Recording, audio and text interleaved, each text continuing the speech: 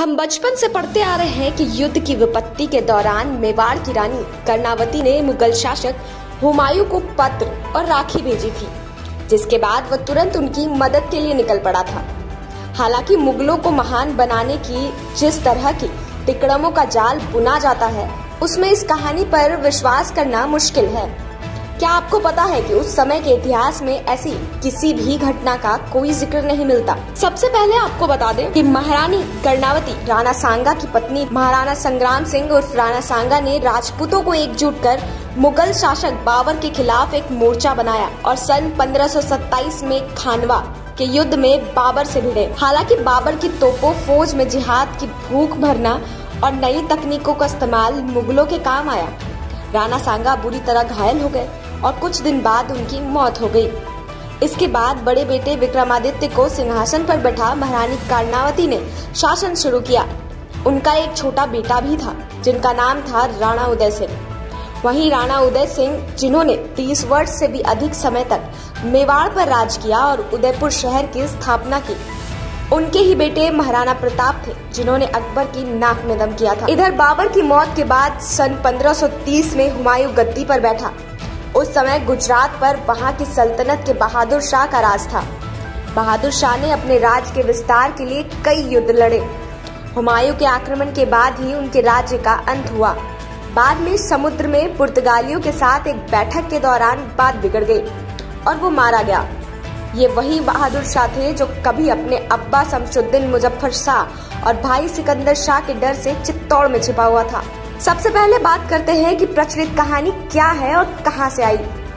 कहानी कुछ यूं है कि गुजरात पर शासन कर रहे कुतुबुद्दीन बहादुर शाह ने मेवाड़ पर आक्रमण किया। इसी दौरान महारानी कर्णावती ने मुगल शासक हुमायूं को पत्र भेजा। साथ में उन्होंने एक राखी भी भेजी और मदद के लिए गुहार लगाई। इसके बाद हुमायूं तुरंत उनकी मदद के लिए निकल पड़ा था। इस घटना को रक्षाबंधन से भी जोड़ दिया गया। बाद में बहादुर शाह ने मालवा को जीता और फिर उसने चित्तौड़ पर ही धावा बोल दिया था। ये तो था इन किरदारों का परिचय। इतिहासकार सतीश चंद्रा अपनी पुस्तक में लिखते हैं कि किसी भी तत्कालीन लेखक ने कर्णावती द्वारा हुमायूं को राखी भेजने की घटना का जिक्र नहीं किया और ये झूठ हो सकती है। तो फिर सच्चाई क्या थी? असल में हुआ क्या था जो हमसे छिपाया गया? पुस्तक the history of India for children volume 2 from the Mughals of the present में अर्चना गरोदिया गुप्ता और श्रुति गदोरिया लिखती हैं कि हुमायूं तो चित्तौड़ पर सुल्तान बहादुर शाह के कब्जे के कुछ महीने बाद चित्तौड़ पहुंचा था। वो तो इंतजार कर रहा था कि कब मेवाड़ का साम्राज्य ध्वस्त हो। इस दौरान बहादुर शाह भी खुलेआम चित्तौड़ में मारकाट लूटपाट मचा रहा था।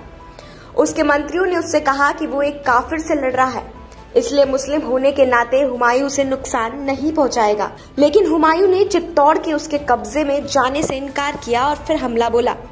शुरू में तो उसकी हार हो रही थी, लेकिन अंत में किसी तरह उसने गुजरात और मालवा पर कब्जा कर लिया। इस तरह बहादुर शाह की सल्तनत का अंत हो गया। बहादुर शाह की सेना भी विशाल थी और उसके पास बड़े संसाधन थे। चित्तौड़ हमले के दौरान हुमायूं और बहादुर शाह के बीच पत्राचार भी हुआ, जिसका जिक्र इसके बनर्जी अपनी पुस्तक हुमायूं बादशाह में किया। बहादुर शाह ने पत्र लिखकर हुमायूं को बताया कि वो काफिरों को मार रहा है। बदले में हुमायूं ने भी लिखा था कि उसके दिल का दर्द ये सोचकर खून में बदल गया कि एक होने के बावजूद हम दो हैं। और इस कहानी को एक हिंदू त्योहार से जोड़कर रक्षाबंधन को बर्बाद करने की कोशिश की गई। रानी कर्णावती का क्या हुआ? चित्तौड़ में जो 3 जौहर हुए थे, उनमें से एक ये भी था। जहां पुरुषों को केसरिया वस्त्र पहनकर युद्ध के लिए निकलना पड़ा, अंदर किले में रानियों ने महिलाओं के साथ जौहर किया। 8 मार्च 1934 को इन महिलाओं ने इस्लामी शासकों के हाथों में जाने के बदले मृत्यु का वरण किया। राजकुमारों को एक सुरक्षित जगह पर रखा गया, इसलिए वो बच गए। इस्लामी फौज ने कई बच्चों की भी हत्या की। तो आपको बता दें कि कर्णावती के राखी भेजने पर हुमायूं द्वारा मदद करने की खबर उतनी ही फर्जी है जितनी जोधा अकबर की। आज तक कई फिल्में और सीरियल बन चुके हैं, लेकिन किसी ने भी जोधा अकबर की प्रामाणिकता के विश्व में रिसर्च करने की कोशिश नहीं की। जेम्स टॉड ने भी जोधा के नाम का भी जिक्र किया था। उसने पहले कहीं नहीं लिखा कि अकबर की किसी पत्नी का नाम जोधा था। ये भी एक बनावटी कहानी है।